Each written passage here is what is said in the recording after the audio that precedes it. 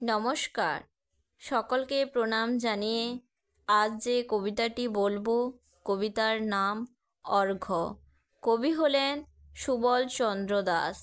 কবিতার একটু বিষয়বস্তু বলে রাখি।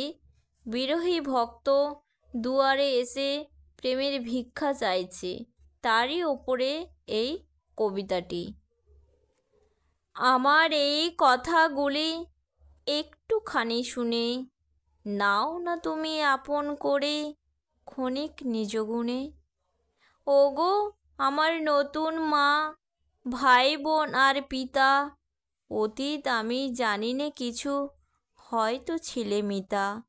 একটি কোনা প্রীতি তাহার দাও না নিজ করে, এসেছি আজ উঠোন তলে অর্ঘ্য থালায় ভরে। গ্রহণ করো দুয়ার খুলে নয়ন ভরি চেয়ে, শীতল করো মম পরাণ সদাই থেকো ছেয়ে।